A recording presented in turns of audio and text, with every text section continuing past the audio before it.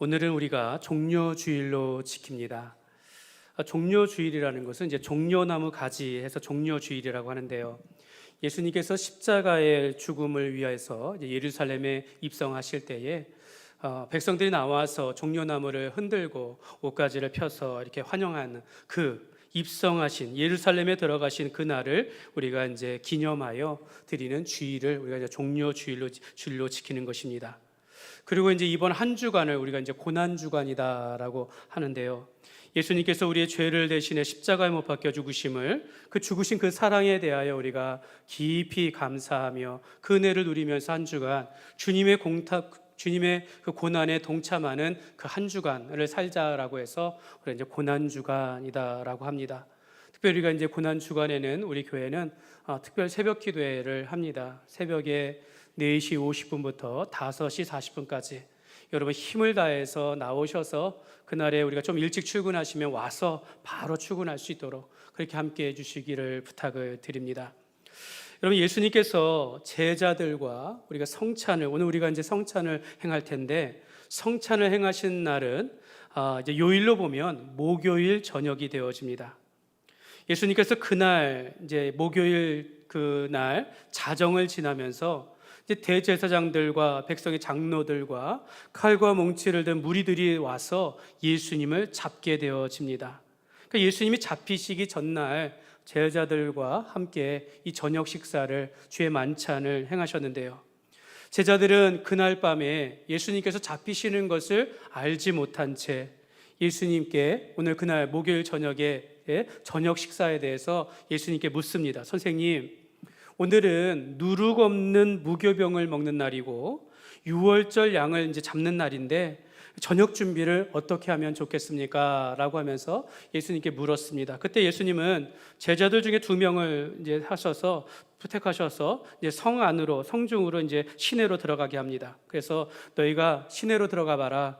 거기서 어떤 사람이 물동이 하나를 이제 메고 가는 것을 보게 될 텐데 그걸 따라가면 그 집주인에게 말하기를 우리가 선생님을 모시고 저녁 식사를 할 방이 어디 있습니까? 라고 물으면 그 사람이 한 방을 보여줄 것이다 라고 말합니다. 준비한 다락방을 보이리니 거기서 너희들이 6월절 음식을 준비하라 라고 그렇게 예수님께서 제자들에게 말씀합니다. 바로 이 6월절에 제자들과 함께 식사한 그곳이 바로 마가의 다락방입니다. 큰 다락방이라고 하지만 이 12명이 들어가기에 딱 맞는 그 정도 사이즈겠죠. 예수님께서 십자가에 못 박히시기 전날에 제자들과 그 다락방에서 마지막 저녁 식사를 하셨습니다. 바로 이 다락방에서 예수님은 제자들의 발을 씻기셨고 또 하나님께서 너희를 사랑하신 것 같이 내가 너희를 사랑한 것 같이 너희가 서로 사랑하라 라고 하시면서 우리의 사랑의 그 새 계명을 거기에서 선포하셨습니다. 또한 이곳에서 나중에 예수님께서 부활하시고 또 40일 후에 승천하실 때 그때 예수님께서 성령님께서 이 땅에 임하신 곳이 바로 이 다락방이라고 할 수 있겠습니다. 그래서 여러분 이 우리 교회가 다락방 모임을 이제 이번 학기부터 이제 시작되어졌는데요. 다락방 모임은 예수님이 제자들의 발을 씻기심과 같이 섬김이 있는 모임이 되는 것이고 또 예수님께서 말씀을 가르치심과 같이 말씀이 있는 곳이고 식탁에 음식을 나누며 교제하듯이 나눔과 교제가 있는 모임이 다락방 모임입니다. 특별히 성령님께서 그 모임 가운데 함께 하시며 능력을 주시기 때문에 여러분 우리 교회가 다락방 모임하면 성도들이 함께 모여서 이렇게 나눔과 섬김과 말씀 있는 교제로 함께하는 모임이 바로 다락방 모임입니다. 올해 이제 처음으로 다락방 모임을 이제 한 모임을 알파 다락방 모임이라 시작하였는데 앞으로도 이것이 개설되어지면 여러분들도 자원해서 함께 그렇게 모여서 성도들 간의 나눔과 섬김과 말씀이 있는 그런 교제에 함께 하시기를 부탁을 드립니다. 예수님이 잡히시기 전날 밤에 제자들과 식사하시면서 그들과 이렇게 먹고 마시는 가운데 이 떡과 잔을 때에 대해서 떡을 나누고 잔을 나누는 가운데 주님께서 이제 곧 고난을 받으시고 죽임을 당하시는 이 죽음과 연관하여서 설명해 주셨습니다. 이것이 우리가 이제 성찬식이라고 불리는 것입니다. 이 제자들과의 깊이 있는 단순한 식사 모임이 아니라 영적인 깊은 교제 가운데 예수님께서 놀라운 일을 말씀을 하시는데, 떡을 가지고 축사하시면서 이것은 내 몸이라 너희가 먹으라 라고 하시면서 떡을 떼어 나눠주셨습니다. 그 떡을 먹은 후에 잔을 나누시면서 감사기도 하시고 이것은 너희를 많은 사람을 위하여 흘리는 나의 피 곧 언약의 피니라 라고 그렇게 말씀하셨습니다.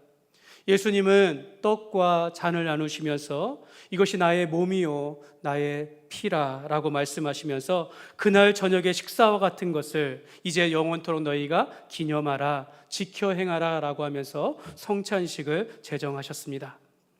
예수님은 다른 어떤 사람보다 또 어떤 때보다 이 마지막 이 저녁 시간 만찬을 정말 제자들과 함께 하고 싶었습니다. 예수님은 이 땅에서 허락된 그 시간들 가운데 이제 곧 죽으시기 때문에 이 땅에서 마지막 그 식사 가운데 제자들과 함께 하시길 원하신 거죠. 이것은 마치 임종을 앞둔 아버지가 자녀들에게 유언과 같이 교제하면서 말하는 것과 같은 그런 시간이었다라는 것입니다.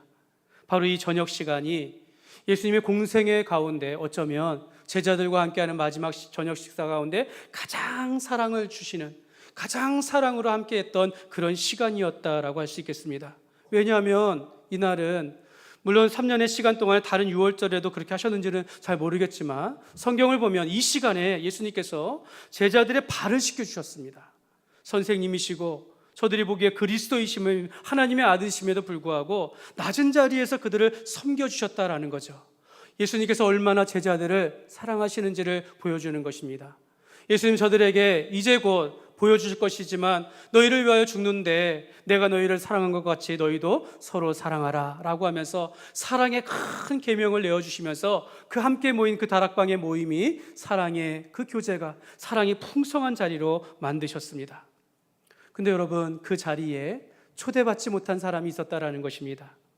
12명의 제자를 함께 하지만 그 가운데 가룟 유다를 향해서는 네가 차라리 태어나지 않았으면 좋았을 것을 하시면서 이제 네가 할 일을 어서 하라, 이 말을 조용히 하실 때 이 가룟 유다가 듣고 그 자리에서 나가게 되어집니다.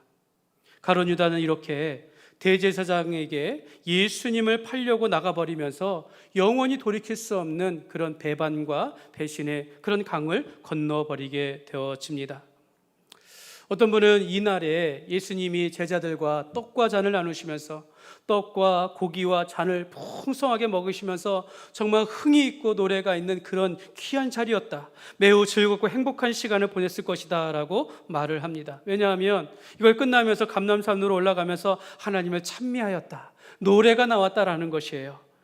그들은 예수님의 섬김과 제자들의 그 자기의 발을 씻어주시고 또 단순히 먹고 마시는 것이 아니라 그 가운데 영적인 풍성한 의미와 말씀을 나누면서 아마 제자들은 큰 은혜를 나누는 그런 시간이 되었을 것입니다. 다만 제자들은 이제 이 시간이 끝나면 예수님이 잡히시고 고난을 받으시고 십자가에 못 박혀 죽는 것에 대해서는 아직 정확히 알지 못했다라는 것입니다.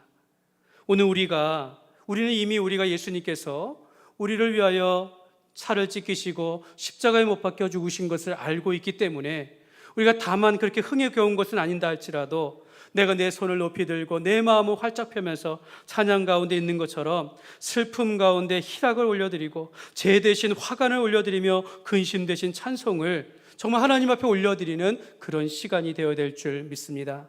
여러분, 우리는 성찬을 행할 때마다 우리가 이 마음에 정말 기쁨을 가지고 정말 눈물 가운데서 하나님을 높이며 경배하는 그런 시간이 되어야 하는 것입니다.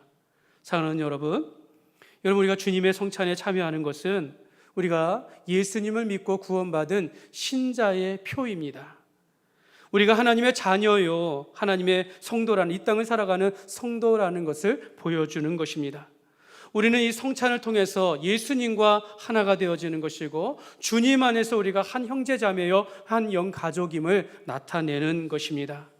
그러므로 여러분, 우리는 예수님께서 만드신 성찬에 대해서 우리는 이 교회 안에서 가장 중요한 예식이다라는 그런 인식을 가져야 하겠습니다. 성도가 이것을 중요하게 지켜야 한다라는 이 마음을 가져야 하는 것입니다.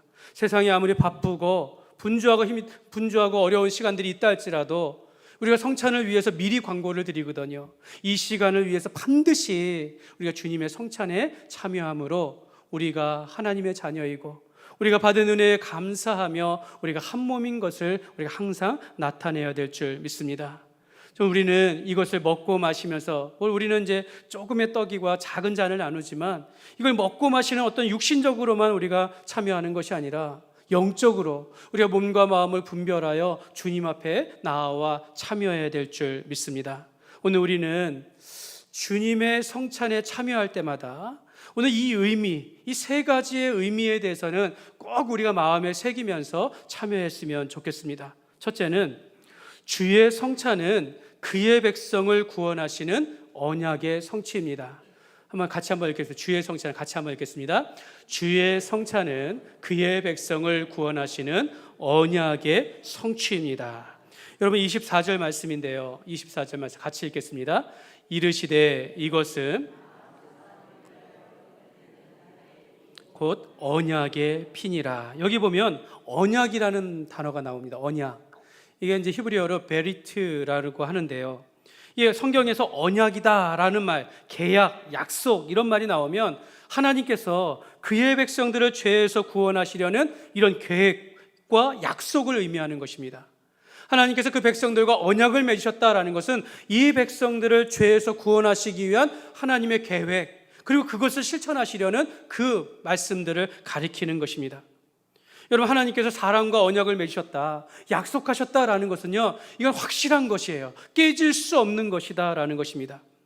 여러분, 사람 간에 하는 약속이나 계약이나 이런 거는요, 언제든지 틀어질 수 있습니다. 관계가 깨어지거나 배반하거나 욕심이 죄가 들어가면 언제든지 깨어질 수 있다는 거죠. 하나님과 인간 사이에서 맺어진, 하나님이 일방적으로 그 사람과 이 약속을, 언약을 맺으셨다라는 것은요, 인간이 끊임없이 언약을 맺고도 하나님을 불신하거나 하나님을 떠나거나 하나님 앞에 불순종하는 것을 알매도 불구하고 하나님은 자신이 인간을 향하여 하신 언약이기 때문에 이 언약을 근거로 하여 하나님께서 신실하게, 성실하게 이 뜻을 이루어 가신다라는 것을 말씀하고 있는 것입니다. 그래서 인간 세상이 아무리 타락하고 인간 세상이 아무리 죄악이 가득하다 할지라도 하나님이 그 죄인들을 구원하시기 위하여 언약을 맺으셨기 때문에 때가 되매 그 아들 예수 그리스도를 이 땅에 보내주시고 그를 십자가에 못 박혀 죽게 하심으로 오늘 그 죄로 인하여 죽을 수밖에 없는 모든 죄값을 그 아들을 통하여 다 성취하도록 하셨다라는 것입니다. 그래서 이렇게 생각을 해야 합니다. 하나님께서는 인간과 인격적으로 언약을 맺으시고는 그 언약을 기초로 우리를 향한 사랑과 우리를 향한 그 구원을 이루셨다라는 것입니다. 그래서 우리는 성경에 이 언약에 대한 사상에 대해서 확실하게 가져야 합니다. 구약의 율법 가운데 언약을 맺으시고 아담에게 약속하시고 노아에게 또 아브라함에게 다윗에게 약속하시고 엘리야에게 약속하신 이것을 오늘 예수 그리스도 안에서 성취하셨다라는 것입니다. 여러분, 마태복음에는 이것을 마시라, 이것은 죄사함을 얻게 하려고 많은 사람을 위하여 흘리는 바 곧 언약의 피니라. 죄사함을 얻게 하시려고 예수님께서 피를 흘리셨다라고 말씀하고 있습니다. 그래서 이것을 우리가 언약의 피를 흘리셨다라는 것입니다. 우리가 잘 아는 말씀 가운데 히브리서 9장 22절 말씀에 보면 율법을 따라 거의 모든 물건이 피로써 정결하게 되나니 피 흘림이 없은즉 사함이 없느니라. 여러분, 이것이 율법의 핵심입니다. 피 흘림이 없은즉 사함이 없느니라. 피 흘림으로 우리가 사함을 받는다라고 해서 구약에서는 속죄의 죄를 통하여서 하나님 앞에 짐승을 죽여 피 흘리게 하심으로 우리의 죄를 사하시고 대제사장이 1년에 한 번씩 지성소의 성소에 나아가서 백성들을 위하여 제물을 드려서 피 흘리게 함으로 백성들의 죄를 속하게 되어졌는데 그 뜻에 따라서 예수님께서 그 짐승의 제물이 되셔서 피 흘려 돌아가시고 우리를 위한 대제사장이 되셔서 우리를 위하여 십자가에 못 박혀 죽으심으로 우리의 모든 죄를 사하셨다라는 것입니다. 여러분, 이 그림을 보시면요, 이스라엘 백성들이 애굽에서 구원을 받을 때 이 열 번째 재앙이 뭡니까? 죽음의 재앙입니다. 모든 첫째 난 짐승과 사람을 다 죽이겠다. 이 죽음의 재앙이 애굽에 임할 때 하나님께서 이스라엘 땅에는, 이스라엘의 집에는 너희가 어린 양, 흠없는 어린 양을 잡아 그 피를 가지고 좌우 문설주와 문인방에 바르면 내가 그 어린 양의 피를 보고 죽음을 면케하리라. 이렇게 약속하셨다라는 것입니다. 예수님께서 이 땅에 오셔서 하나님의 어린 양이 되셔가지고 그가 우리를 대신하여 피 흘려 돌아가심으로 예수 그리스도의 십자가를 보고 우리의 죄를 사하시며 우리를 하나님의 자녀 삼으셨다라는 것입니다. 여러분, 이것이 언약의 성취입니다. 그러므로 우리가 예수께서 피 흘려 죽으신 것은 하나님께서 그의 백성들을 구원하시려는 약속을 따라서, 성경의 예언을 따라서 구속의 언약을 성취하였다라는 것을 알고, 우리가 이 언약에 관하여서 성경 안에 하나님의 구원이 어떻게 이루어지는 것을 우리가 바로 알고 주님의 성찬에 참여하시기를 주님의 이름으로 축복합니다. 두 번째로, 여러분, 주의 성찬은요, 받은 구원을 감사하고 천국을 맛보는 시간입니다. 주의 성찬은, 같이 읽겠습니다. 주의 성찬은 구원을 감사하고 천국을 맛보는 시간입니다. 여러분, 우리가 성찬식을 거행하는데 이걸 행할 때 형식적으로 참여하면 안 된다라는 겁니다. 머리로만 관념적으로 이걸 참여하면 안 된다라는 겁니다. 여러분, 이 시간을 통해서 우리가 영적으로 풍성한 은혜를 누려야 한다라는 것입니다. 결코 습관적으로 이 일에 참여하면 안 된다라는 것이죠. 그래서 여러분, 이 주의 성찬이 우리 개인에게, 우리 한 사람 한 사람에게 두 가지의 큰 의미를 줍니다. 하나는 주의 성찬을 통해서 내가 받은 구원에 대하여 감사하는 것입니다. 예수님께서 십자가에 못 박혀 죽으신 것이 나의 죄를 위하여, 나의 죄를 대신하여 십자가에 못 박혀 죽으신 것으로 내가 받아들이는 것입니다. 내가 그 은혜에 감사하여 주의 성찬에 참여한다라는 것입니다. 사실은 하나님께서는 정말로 이 죄로 인하여 심판을 받아 지옥 형벌을 받을 수밖에 없는 우리였지만, 하나님께서 우리가 죄인 되었을 때, 우리가 하나님을 알지 못했을 때 하나님이 우리를 대신하여 그 아들을 내어주셨다라는 것입니다. 내가 그것을 깨닫는 순간, 내가 그것을 알게 되는 순간, 내가 하나님의 말씀을 의지하여 아멘하여 받아들이는 순간, 나이가 하나님의 자녀가 되어지고 영생을 얻은 것에 대하여 감사하게 되어진다라는 것입니다. 또 한 가지 성찬이 복되어지는 것은요, 이 성찬을 행하면서 우리가 천국을 우리가 맛보는 것입니다. 이런 로마서 14장 17절 말씀에 보면 하나님의 나라에 관하여 이렇게 말합니다. 같이 읽겠습니다. 하나님의 나라는 먹는 것과 오직 성령 안에 있는 의와 평강과 희락이라. 여기서 말하는 의라는 것은 예수 그리스도의 그 십자가의 공로에 따른 의입니다. 예수의 의로 말미암아 우리가 의롭게 되어지고, 이제 주님 안에서 우리가 참된 평안과, 세상이 아무리 혼란스럽고 힘든 상황이라 할지라도 내 마음 가운데는 평강을 누리는 것입니다. 그리고 나서 기쁨 가운데 살아가는 것입니다. 여러분, 우리가 주의 성찬은 신랑 되신 예수 그리스도 안에서 우리가 함께 누리는 혼인잔치와 같다는 것입니다. 우리가 천국에 갔을 때 이러한 기쁨이 있을 것이고 이러한 평강을 누리게 되어지는데, 이 성찬 가운데서 우리가 그것을 맛보게 되어지는 것입니다. 그래서 우리는 성찬을 통하여 우리가 받은 구원에 대하여 감격하며 감사할 뿐만 아니라, 우리가 이 땅에서 이 자리가 하나님의 나라요, 하나님의 임재, 하나님 나라의 임재를 우리가 경험하는 그런 은총의 시간이 되시기를 주님의 이름으로 축복합니다. 마지막으로 세 번째로, 주의 성찬은요, 교회의 참된 교제와 하나됨을 보여주는 증거입니다. 같이 읽겠습니다. 주의 성찬은 교회의 참된 교제와 하나됨을 보여주는 증거입니다. 여러분, 초대교회는 이 제자들과 함께 식사하고 이런 성찬을 이제 거행하면서 매일 모여서 식사하고 교제하였다라고 초대교회는 말합니다. 오늘 우리는 1년에 2번 그 정도로 우리가 행하지만 예전에 그렇게 행하지 않았다라는 거죠. 처음에는 모이기를 힘쓰면서 서로 애찬을 행하면서 그 가운데 이제 성찬을 거행하겠습니다 라고 하면서 주님의 몸과 피에 대하여 설명하며 성찬식을 행하였다라는 것입니다. 그러니까 이 시간은 온 성도들이 함께 모여서 하나 되어지는 그런 시간이다라는 것입니다. 여러분, 우리가 성도들의 교제가 무엇입니까? 서로 사랑하고 서로를 섬기며 이런 모임, 가까워지는 것을 우리가 교제라고 하는데, 이를 위해서 우리가 같이 식사도 하고 모임도 만들고 어떤 일도 행하지만 정말 진정한 교제는 성찬을 행함과 같이 나눔이 있고 말씀이 있고 그 가운데 은혜를 누리는 것이 바로 진정한 성도의 교제가 되어지는 것입니다. 우리는 성찬을 통해서 교회가 공동체의 교제를 우리가 누리게 되어지는 것입니다. 사랑하는 여러분, 성령님은 성찬을 통해서 우리가 하나 되기를 힘쓰게 하십니다. 고린도전서 10장 16절과 17절의 말씀에 보면 우리가 축복하는 바 축복의 자는 우리가 그리스도의 피에 참여함이 아니며 우리가 떼는 떡은 그리스도의 몸에 참여함이 아니냐. 떡이 하나요 많은 우리가 한 몸이니 이는 우리가 다 한 떡에 참여함이라. 여러분, 우리가 그리스도의 몸과 피에 참여한다라는 것은요, 오늘 우리가 지금 우리는 떡을 조각해서 하지만 한 떡에서 나누어 줬다라는 겁니다.